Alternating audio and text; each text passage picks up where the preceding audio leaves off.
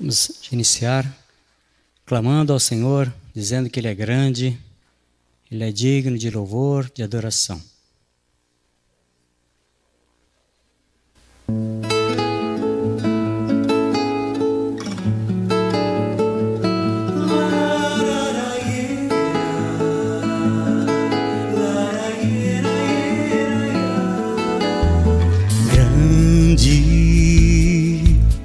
É o Senhor e muito digno de louvor.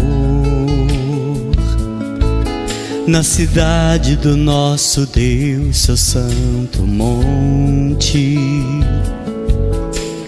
a alegria de toda a terra.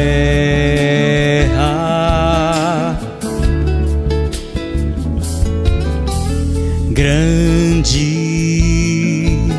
é o Senhor em quem nós temos a vitória e que nos ajuda contra o inimigo. Por isso diante dele nos prostramos.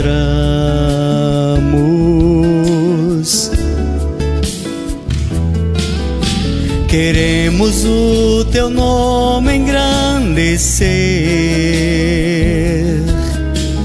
e agradecer-te por tua obra em nossas vidas.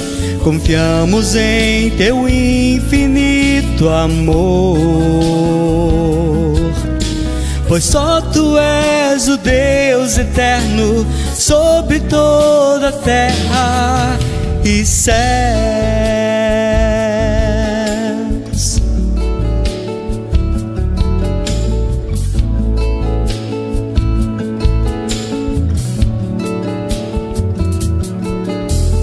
Grande é o Senhor e muito digno de louvor. Na cidade do nosso Deus, seu santo monte, a alegria de toda a terra.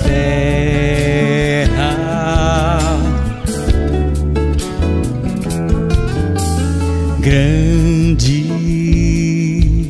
é o Senhor em quem nós temos a vitória e que nos ajuda contra o inimigo. Por isso diante dele nos prostramos.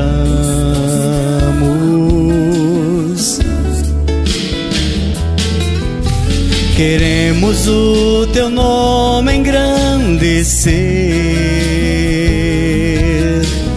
e agradecer-te por tua obra em nossas vidas. Confiamos em teu infinito amor, pois só tu és o Deus eterno sobre toda a terra. Queremos o teu nome engrandecer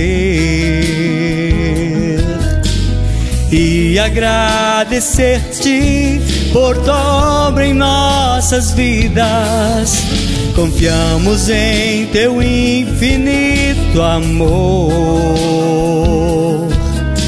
pois só tu és o Deus eterno sobre toda a terra.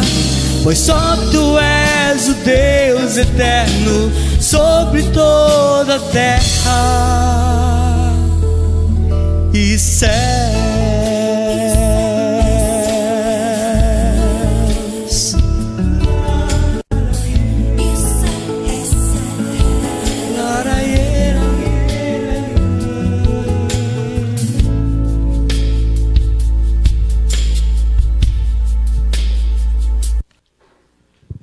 Em nossa tradução, que temos acompanhado século 21, diz assim: eu te exorto diante de Deus e de Cristo Jesus, que há de julgar os vivos e os mortos, pela sua vinda e pelo seu reino, prega a palavra, insiste a tempo e fora de tempo, aconselha, repreende e exorta com toda paciência e ensino.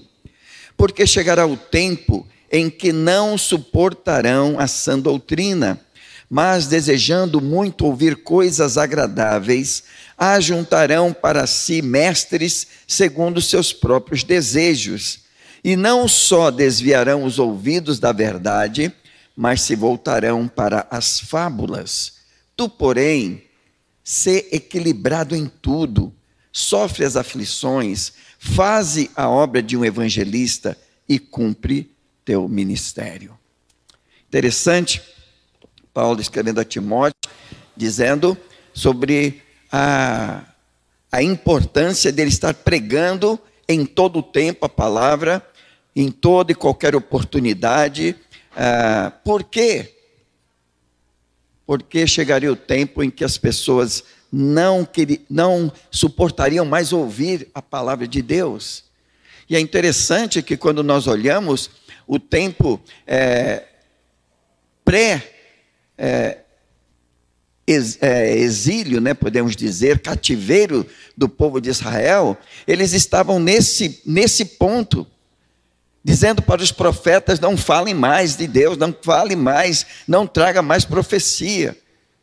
E realmente hoje nós estamos vivendo esse tempo também em que as pessoas preferem estar ouvindo aquilo que é agradável aos seus ouvidos e não a palavra de Deus. E com esse texto eu gostaria de mais uma vez saudar a igreja, dando continuidade aos nossos estudos, às nossas reflexões na carta de Tito, com o subtema: o meu falar tem atraído adoradores ou consumidores? Quando eu compartilho a mensagem, que tipo de mensagem eu estou compartilhando? É a mensagem do Evangelho, que vai levar pessoas a realmente reconhecerem a sua necessidade de pecador, se arrepender e se voltar para o Senhor, ou simplesmente de pessoas que se agregam à igreja sem ter nenhum compromisso com o Senhor? Que tipo de mensagem a minha vida, a minha boca tem transmitido? Vamos orar. Pai querido, muito obrigado por mais esta oportunidade que dás à tua igreja para juntos nos reunir com o propósito de buscar a tua face, com o propósito de declarar o amor, a gratidão por tão grande salvação e pelo privilégio que o Senhor nos concede de te adorar, de te prestar culto. Ó Deus, que o teu Espírito esteja pairando sobre cada vida nesta noite, abrindo as nossas mentes, abrindo o nosso coração, para que as mensagens, ou que a mensagem deste culto, possa realmente produzir impacto, possa produzir confrontação, possa produzir exaltação, possa produzir rendição ao soberano Senhor dos senhores, Rei dos reis, o Senhor Jesus. É o meu desejo, é a minha oração, em nome de Jesus. Amém. Deus tem sempre o melhor para nós. Obrigado, Senhor, por tanto amor, pelo teu zelo, Pai, com cada um de nós, pelo teu zelo com os teus filhos, Pai. Obrigado, Senhor, por cada um presente aqui nessa noite, por cada família, Pai, aqui representada nessa noite, Senhor, por aqueles que possam estar chegando, por aqueles que não puderam vir, por problemas diversos, Pai. Mas nós te agradecemos o dom da vida, te agradecemos o sustento nas nossas vidas que vem do Senhor, em tudo, em todas as áreas, Pai. Obrigado, te agradecemos os livramentos, te agradecemos tão grande amor, te agradecemos, Pai, tudo que o Senhor tem feito nas nossas vidas, todos os milagres diários, Pai, todo o teu abundante amor, paciência e perdão conosco, Pai. Somos gratos ao Senhor e durante toda a semana nós vemos o teu agir nas nossas vidas, e aqui nesse dia juntos nós queremos te cultuar. E nesse culto faz parte te louvar e queremos te agradecer, te louvando aqui também, em nome de Jesus. Amém.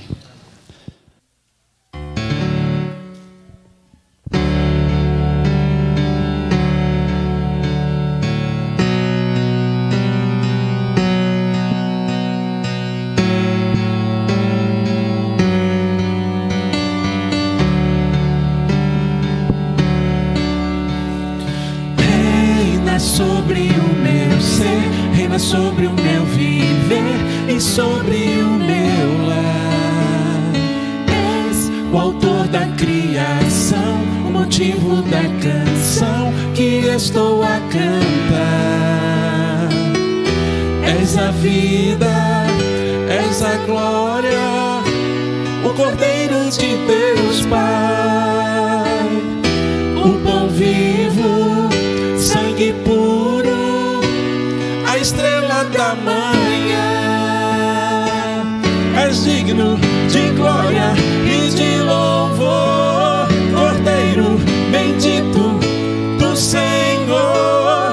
És digno de glória e de louvor, Cordeiro bendito do Senhor.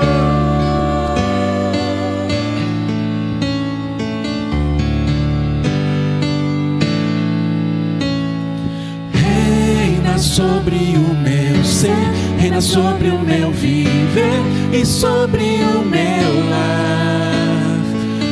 És o autor da criação, o motivo da canção que estou a cantar. És a vida, és a glória, o Cordeiro de Deus Pai, o pão vivo, sangue puro, a estrela da manhã. És digno de glória e de louvor, Cordeiro bendito do Senhor. És digno de glória e de louvor, Cordeiro bendito do Senhor.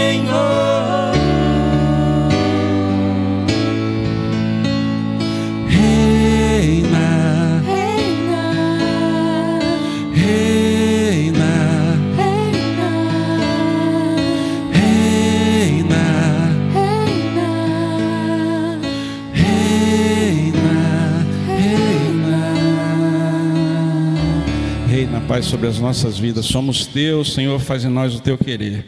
Teremos agora um momento de dízimos e ofertas. Os irmãos já sabem como fazemos, depositem aqui no gasofilácio as suas ofertas e dízimos. É um momento de intimidade da nossa igreja com o Senhor, os visitantes não se sintam constrangidos.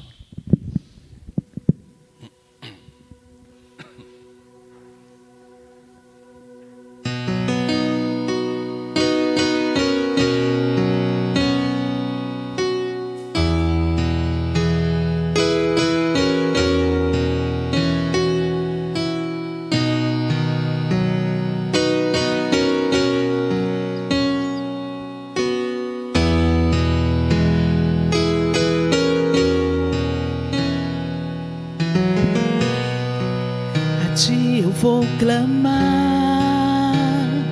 pois tudo vem de ti e tudo está em ti. Por ti vou caminhar, tu és a direção, o sol a me guiar. Tudo pode passar, teu amor jamais me deixará.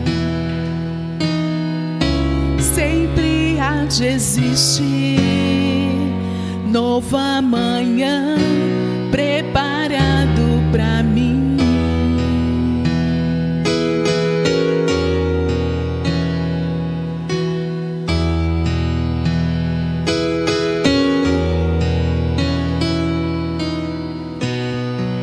A ti eu vou clamar, pois tudo vem de ti e tudo está em ti. caminhar, Tu és a direção, o sol a brilhar. Tudo pode passar, Teu amor jamais me deixará. Sempre há de existir novo amanhã preparado pra mim, preparado pra mim, preparado pra mim.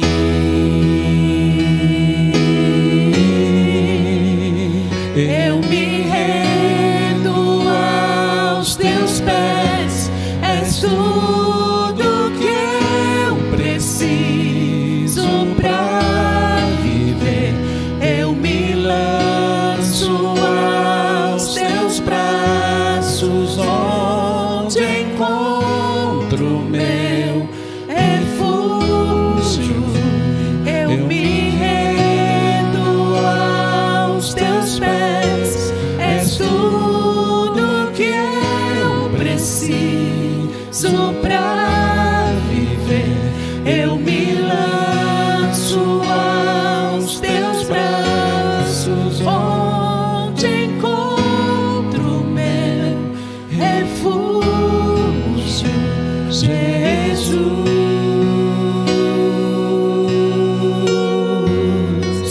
Eis-me aqui,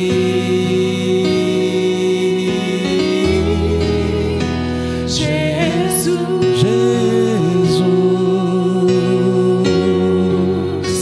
Eis-me aqui,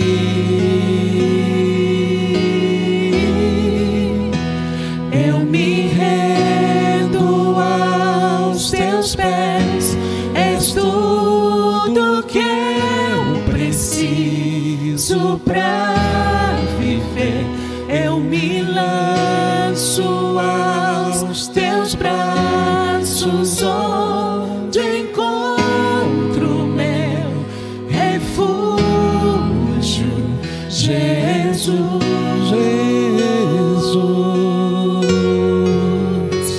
Eis-me aqui, Jesus.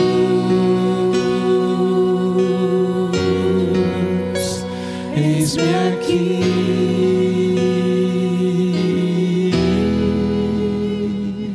Senhor Jesus, eis-nos aqui, Pai. Faz em nós o Teu querer, Senhor. Nós somos Teus. Queremos que o Senhor de fato reine na nossa vida em todas as áreas, Pai. E aqui somos gratos ao Senhor pelas ofertas, pelos dízimos, por cada um que se dedica, Pai, a devolver aquilo que o Senhor nos dá em abundância, Pai, para que seja usado na Tua obra, Senhor. Dê sabedoria à liderança dessa igreja, para que esses recursos sejam usados conforme a Tua vontade, Pai, e não a nossa. E que a cada um o Senhor esteja abençoando conforme a Tua vontade, a Tua sabedoria, e que os recursos que o Senhor tem nos dado, nós possamos sempre ser gratos ao Senhor, pois a igreja é do Senhor, Pai. Em nome de Jesus. Amém. Então, dando continuidade ao nosso tema anual, uma igreja madura é formada por crentes equilibrados e que vivenciam isso através da prática de boas obras. Nós vamos ler o versículo 15 de Tito, capítulo 2. Mas eu vou ler dos versículos 11 até o 15, que foi domingo passado nós compartilhamos os versículos 11 a 14, e hoje estaremos meditando somente no versículo 15, mas eu vou ler todo o texto para estarmos inseridos nesse contexto. Porque a graça de Deus se manifestou trazendo salvação a todos os homens e ensinando-nos para que, renunciando à impiedade e às paixões mundanas, vivamos neste mundo de maneira sóbria, justa e piedosa, aguardando a bendita esperança e o aparecimento da glória do nosso grande Deus e Salvador, Cristo Jesus, que se entregou a si mesmo por nós, para nos remir de toda a maldade e purificar para si um povo todo seu, consagrado às boas obras. Fala essas coisas, exorta e repreende com toda a autoridade. Ninguém te despreze. Eu dei como subtítulo, como título para essa reflexão, meu falar tem atraído adoradores ou consumidores. Domingo passado, então, dentro do nosso tema anual, eu falei o porquê a graça de Deus se manifestou. Dos versículos 11 a 14. Primeiramente, nós vimos que ela se manifestou trazendo salvação, que é o favor imerecido de Deus. E esse favor imerecido de Deus se manifestou, pois somente através dele, o homem miserável, pecador, pode experimentar o perdão de Deus para os seus pecados e experimentar também a alegria da vida eterna. E como nós vimos domingo passado, isso não é para alguns, mas está estendido a todos, a todo aquele que crê. E falamos também que essa graça, e não a força humana, não somente o meu esforço, me ensina, me capacita a renunciar a todas as formas de mal, de pecado, de desvio daquilo que Deus espera para a minha vida, e me leva a viver uma vida consagrada, a viver de maneira digna do chamado de ser cristão. Falamos também que é ela, a graça, que enche o coração do crente de esperança, que mantém essa esperança viva da vinda de Cristo, da segunda vinda de Cristo, em poder e grande glória, não como o Cordeiro de Deus que tira o pecado do mundo, mas como o leão da tribo de Judá, aquele que vem para reinar e para julgar. E agora o crente é purificado, consagrado, como povo de propriedade exclusiva de Deus. Diz Paulo, ele vive consagrado às boas obras, ele não vive uma vida de inércia, uma vida estagnada, uma vida de ornamentação, mas uma vida de frutificação, de prática de boas obras. E conclui então dizendo que uma igreja madura, uma igreja de Jesus Cristo é formada por crentes que vivem dedicados, consagrados à prática de boas obras, porque já entenderam por que a graça de Deus se manifestou. Hoje eu gostaria de estar pensando com a igreja, como nós falamos no início, sobre o que tenho atraído quando e como eu falo acerca da palavra de Deus, acerca do Evangelho. O que eu tenho realmente atraído? Pessoas a seguirem Jesus, a me seguirem, ou a igreja.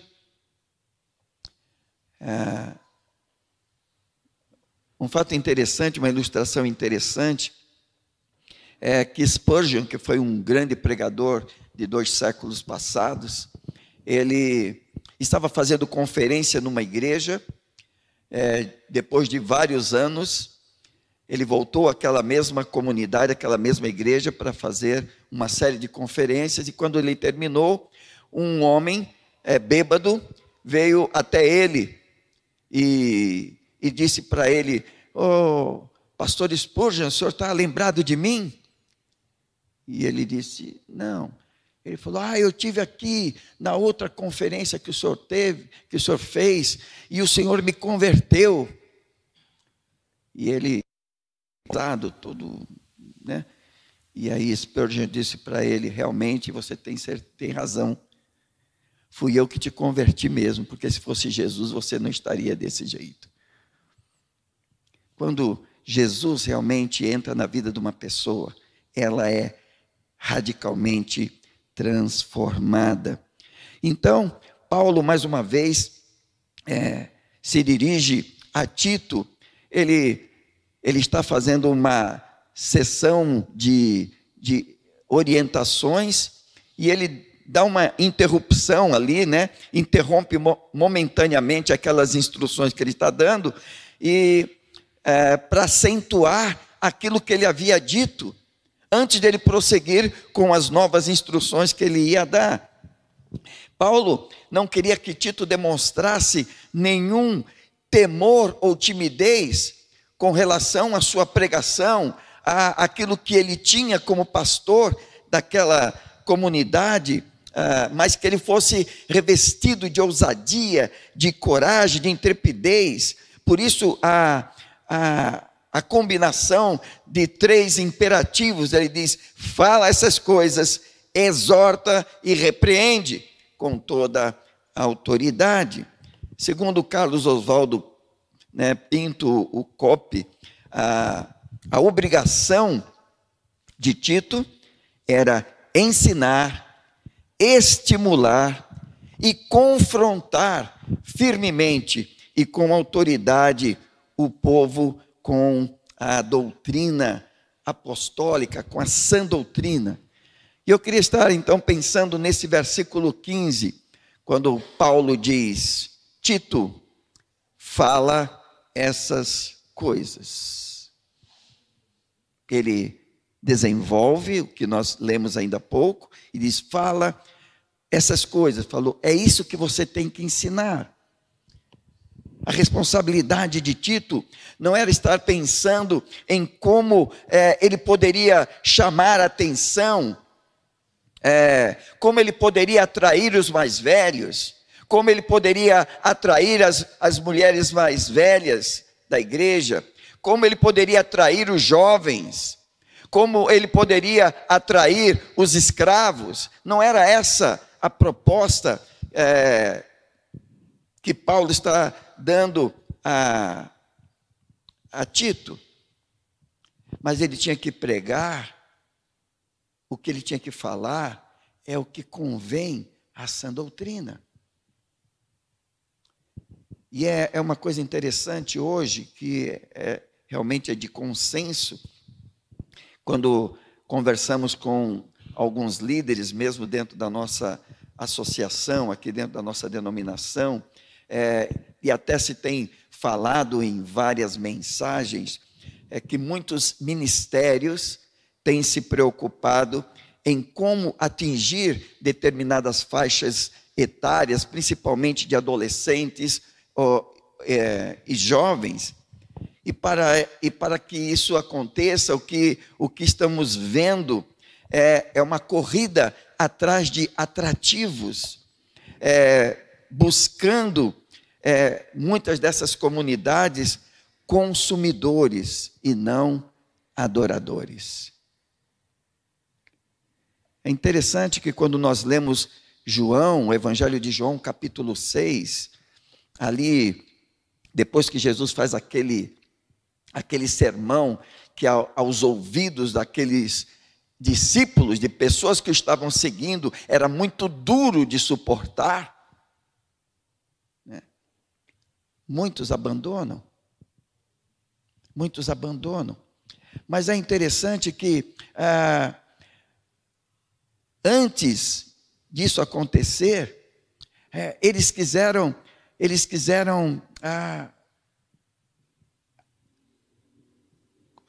fugiu a palavra, coroar Jesus como rei, entronizar Jesus como rei.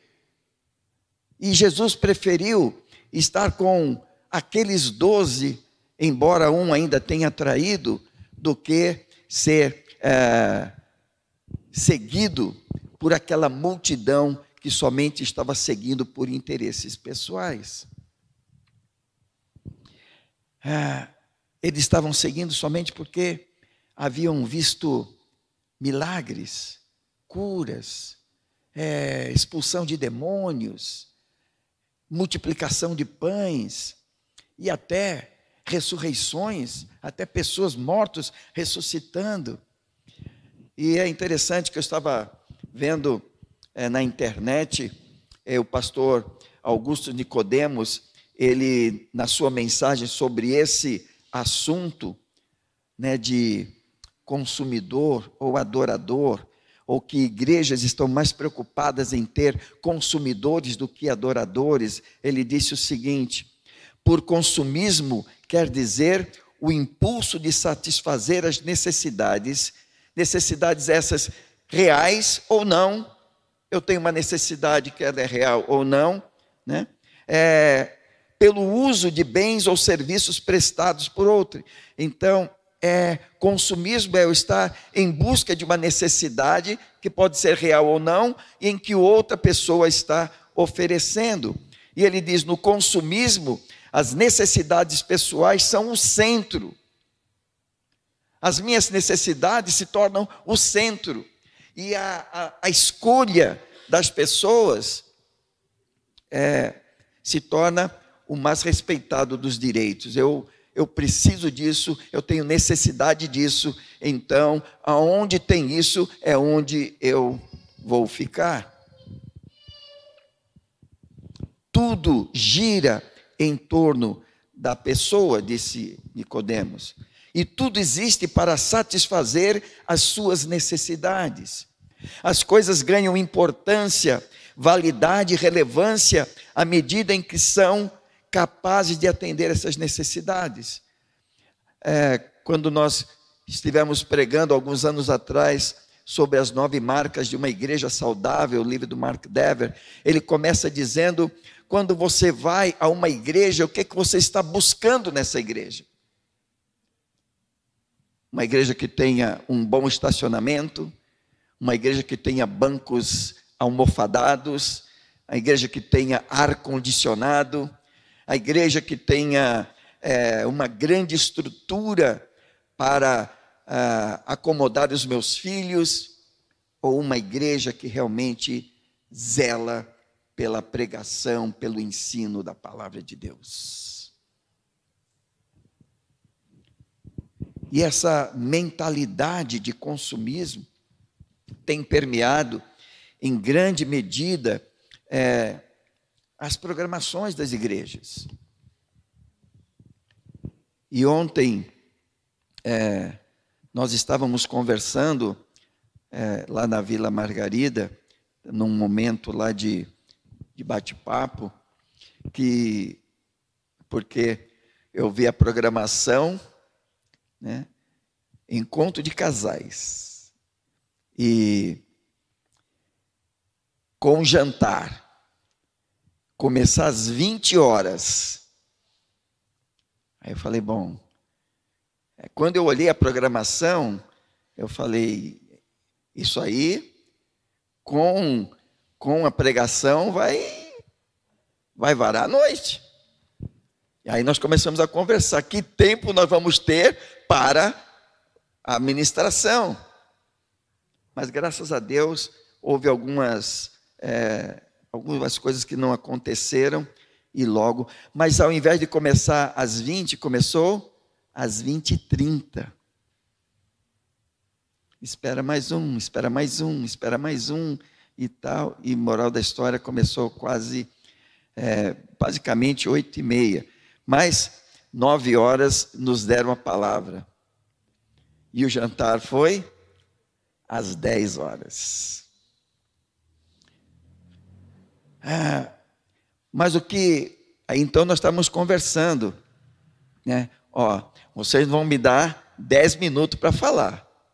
Eu não vim aqui para falar 10 minutos, não. Eu não me preparei durante todo esse mês, as reflexões, tudo aquilo que vocês pediram para falar em 10 minutos, não. Aí foi aquela brincadeira, graças a Deus, deu para nós desenvolvermos bem o tema que nos foi dado. Agora, essa mentalidade tem permeado, em grande medida, as programações da igreja, a forma de conteúdo das pregações, são mais de autoajuda do que a mensagem da palavra de Deus. Há 3 semanas atrás, eu e Derby recebemos uma mensagem de um pastor pedindo para que nós ouvíssemos e dessemos a nossa contribuição, opinião. A mensagem tinha 23 minutos e alguns segundos, talvez 22 segundos, não lembro. Mas era assim. E ele não falou um único versículo da Bíblia. O tema dele foi impacto. Ele falou sobre vários impactos, inclusive quando a vida dele foi impactada e a esposa dele foi impactada no encontro com ele, quando ele encontrou com ela e ela encontrou com ele. E somente no 22º minuto da reflexão, lá da meditação dele, ele citou o nome de Jesus, mas não com a importância de que ele teria que ser dado como Senhor Jesus. Nós nem respondemos, eu nem respondi. Porque se eu fosse responder, possivelmente ele não iria gostar daquilo que eu iria falar para ele. Então, a escolha das músicas, enfim, o tipo de liturgia, as estratégias são realmente com um objetivo: encher a igreja.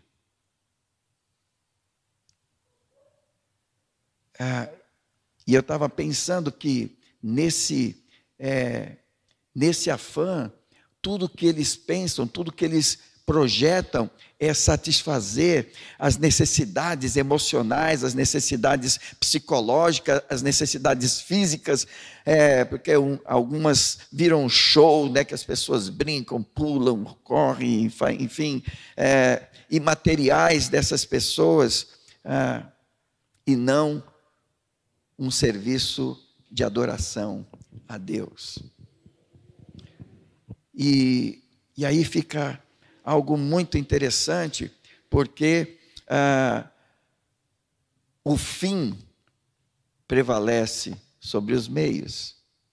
Não importa o que eu vou fazer, o importante é que a pessoa esteja dentro da igreja.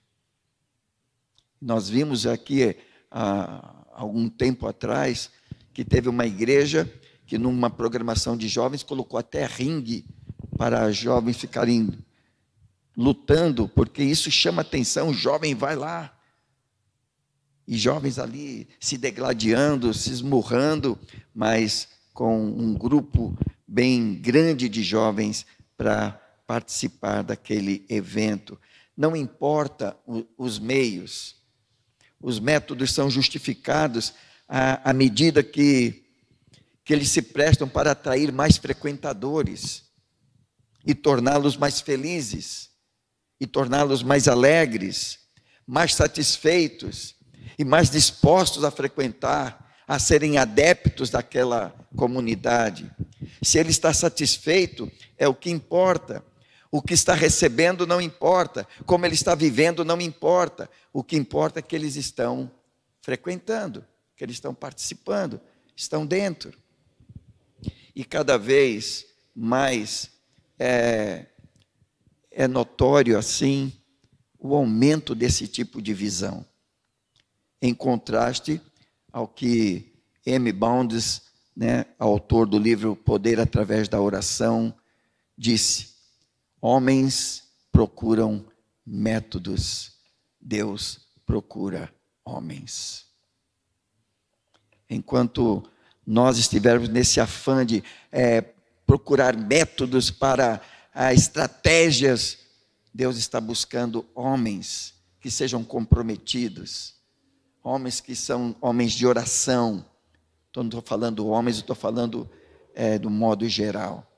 Homens e mulheres que não tenham outra paixão a não ser realmente estar diante de Deus, clamando para que o evangelho, o verdadeiro evangelho esteja sendo pregado, que pessoas estejam sendo impactadas, que vidas estejam sendo transformadas, que o sangue de Cristo esteja purificando os pecados, que a igreja esteja sendo santificada e o Senhor sendo glorificado.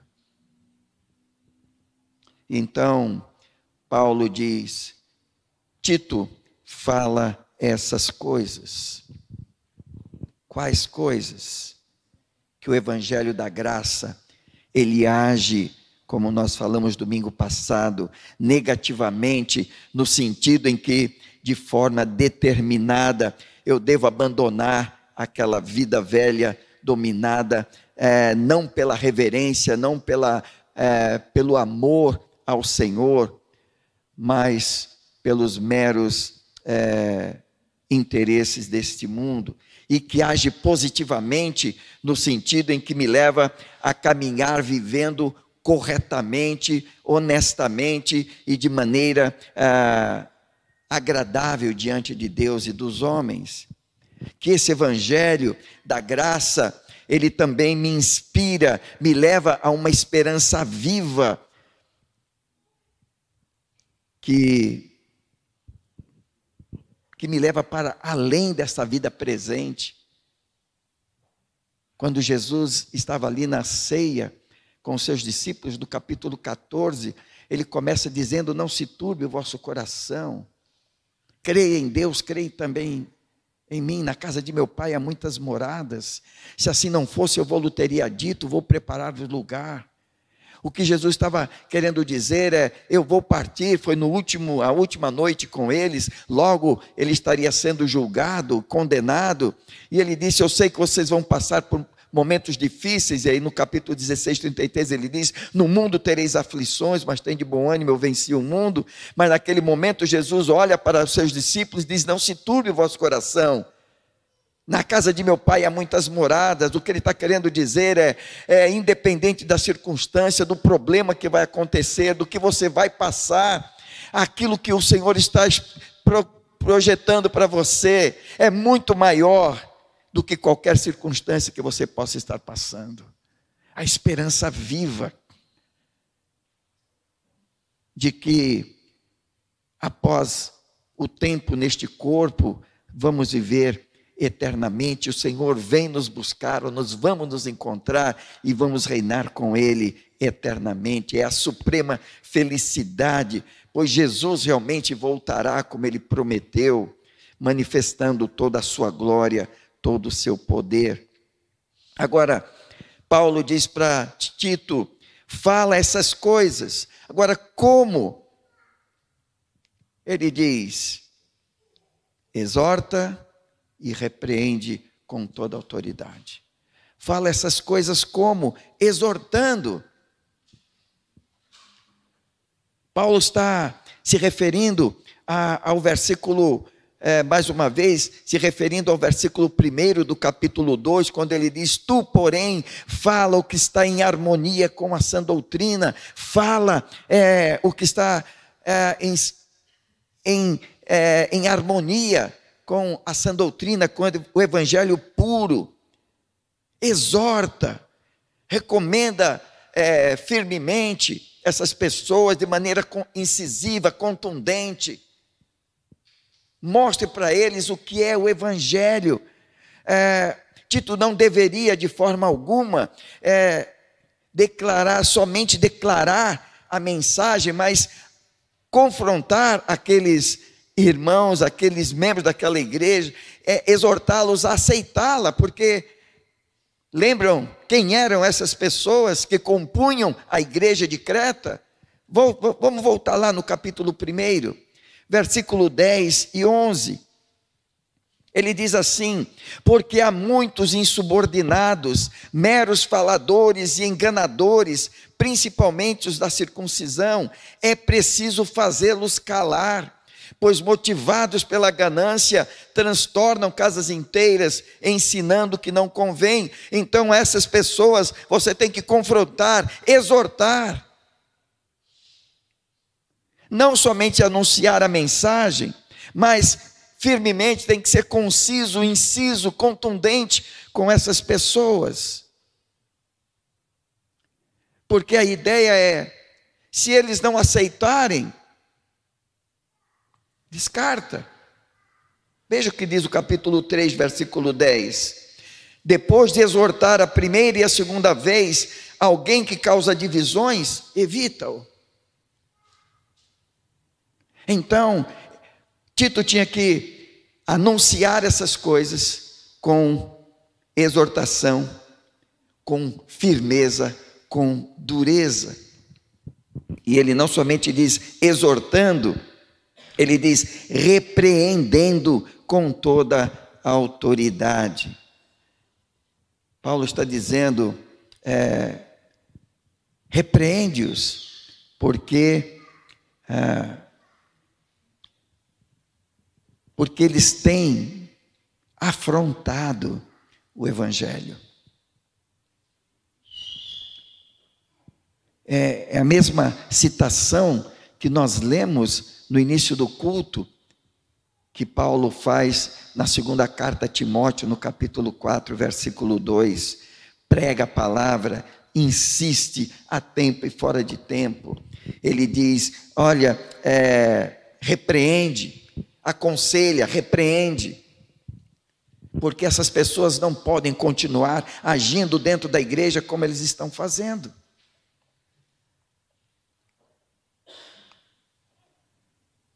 Paulo diz, olha Tito, você foi investido de autoridade, de uma autoridade dada por Deus. Através da igreja, você foi ordenado pastor, você foi separado para isso. Então, use essa autoridade que você tem, que foi te dada por Deus, porque a tua mensagem é uma mensagem verdadeira, uma mensagem apostólica, é a mensagem que condiz com a sã doutrina. E ele diz, fala essas coisas, quer eles ouçam, quer não, pregue. A mesma coisa que Deus falou para Ezequiel há centenas de anos atrás. No capítulo 2, versículos 4 e 5, Deus disse para Ezequiel, são filhos obstinados e rebeldes, eu te envio a eles para que lhes digas, assim diz o Senhor Deus. E esse povo rebelde, quer ouça, quer deixe de ouvir, saberá que houve um profeta no meio deles. Um dia, esses homens serão indesculpáveis com relação ao conhecimento e a pregação da palavra. E Paulo conclui dizendo, ninguém te menospreze, ninguém te despreze. É interessante que Paulo não faz nenhuma alusão à idade de Tito, como ele faz com Timóteo. No capítulo 4 da primeira carta a Timóteo, ele diz, ninguém despreze a tua mocidade.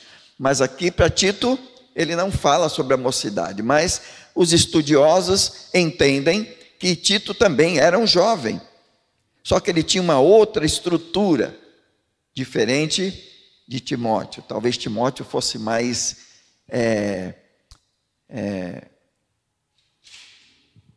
introvertido, né? Tivesse e pela própria maneira como que Paulo fala na segunda carta a Timóteo, sofre comigo, não te envergonhes. Seguramente Timóteo devia ter devia ser introvertido em termos de temperamento. E já Tito, mais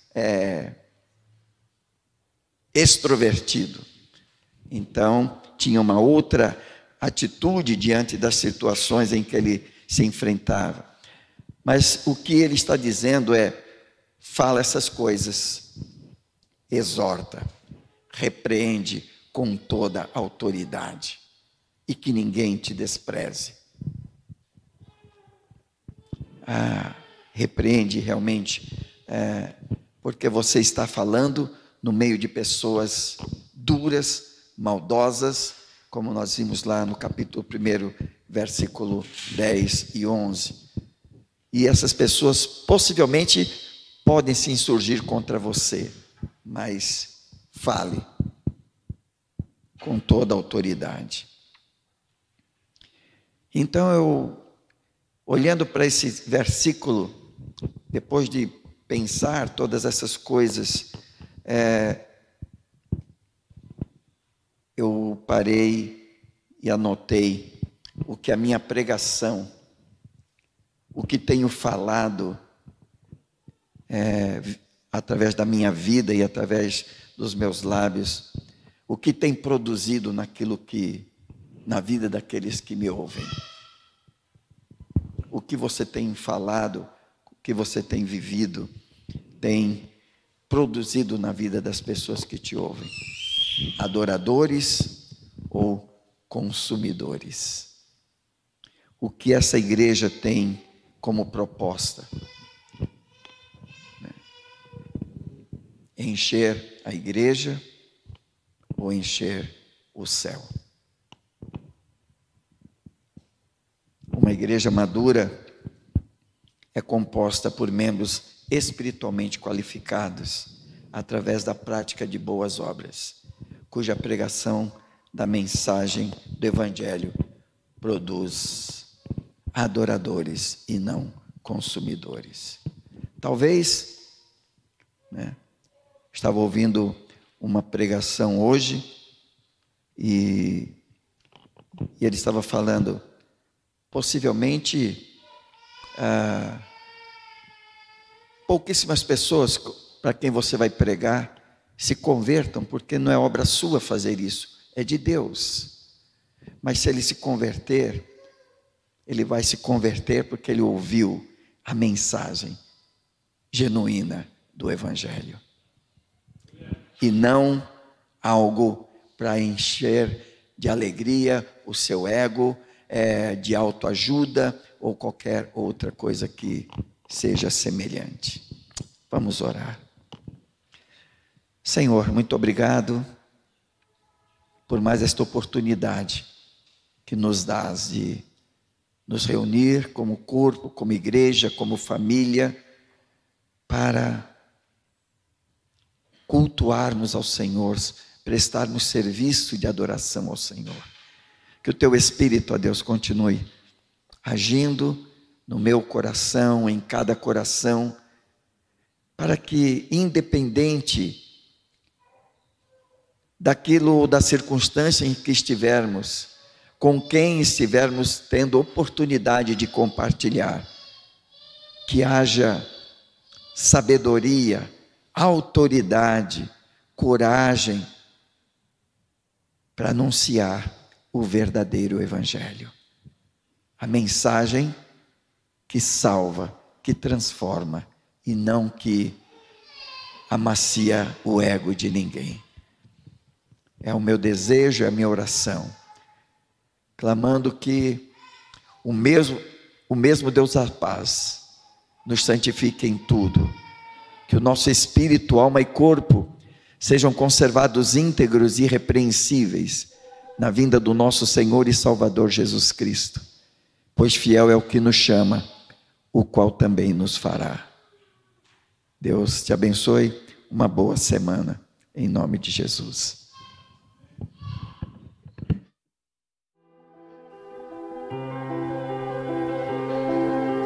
Luto contra vozes que me dizem que não sou capaz.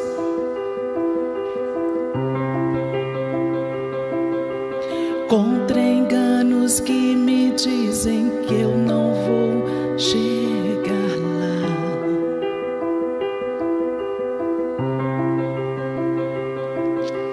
Meus altos e baixos nunca vão medir o meu valor.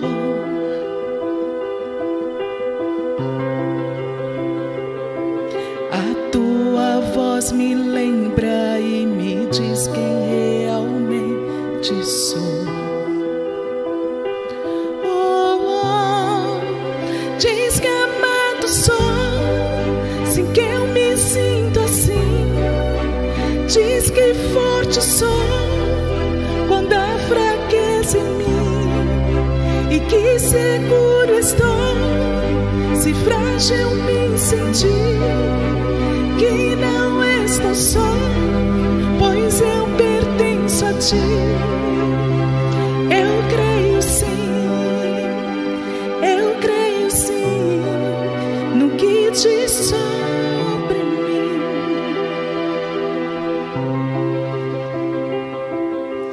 Tu Tudo que me importa agora é o que tua voz me diz.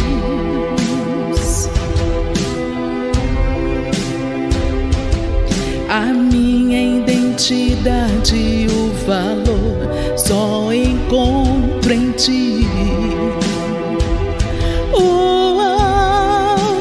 Descamado sou, sim, que eu me sinta assim. Diz que forte sou quando há fraqueza em mim, e que segura estou se frágil me sentir. Que não estou só, pois eu pertenço a ti. Eu creio sim, eu creio sim no que diz sobre mim.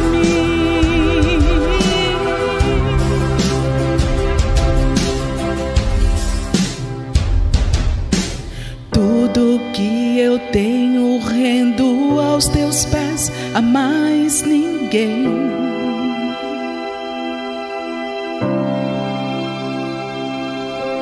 Te dei meus fracassos e a vitória te darei também. Descamado sou, sim, que eu me sinto assim. Diz que forte sou quando há fraqueza em mim, e que segura estou se frágil me sentir. Que não estou só, pois eu pertenço a ti. Eu creio sim, eu creio sim no que diz sobre mim. Eu creio sim, eu creio sim no que diz sobre mim.